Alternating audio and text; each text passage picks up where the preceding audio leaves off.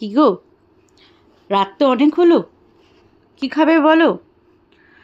ফ্রিজে তো তেমন কিছু বাজার নেই দেখছি। ঠিক আছে, কালকে তো রবিবার, তুমি তো সপ্তাহের বাজার করবেই।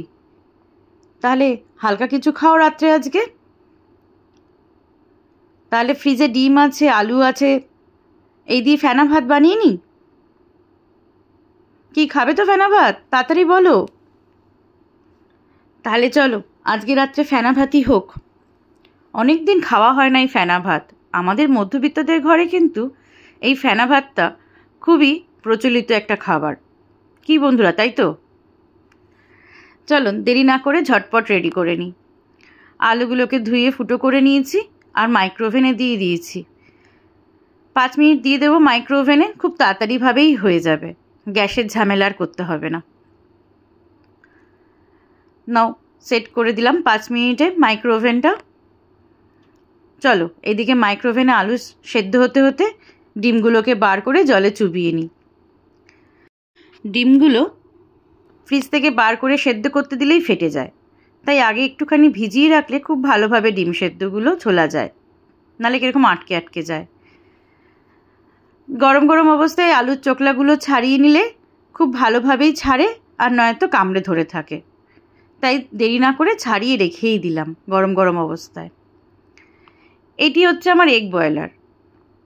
সামান্য একটু জল দিলাম আর ডিমগুলো সাজিয়ে দিলাম। প্রথমে ভাবতাম কি কাজে লাগবে, এইটি আমার বোন দিয়েছিল গত বছর আমার অ্যানিভার্সারিতে। তারপরে দেখলাম না, খুব কাজেই লাগে, খুব অল্প সময়, ঘড়ি দেখে 2 মিনিটও লাগে না ডিম সেদ্ধ করতে।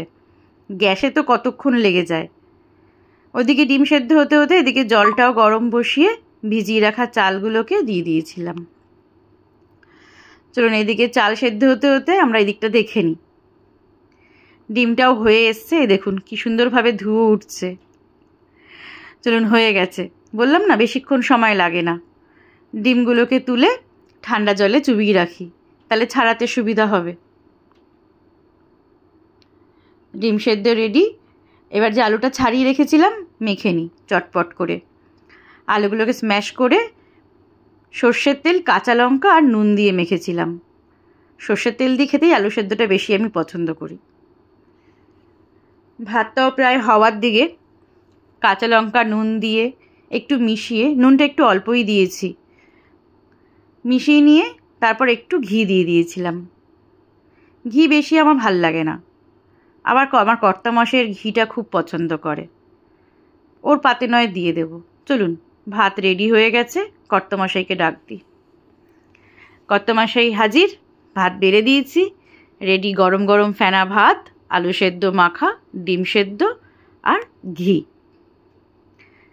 কর্তামশাই খাক, আপনারাও বলবেন কার কার পছন্দ এই ফেনা ভাত। টাটা।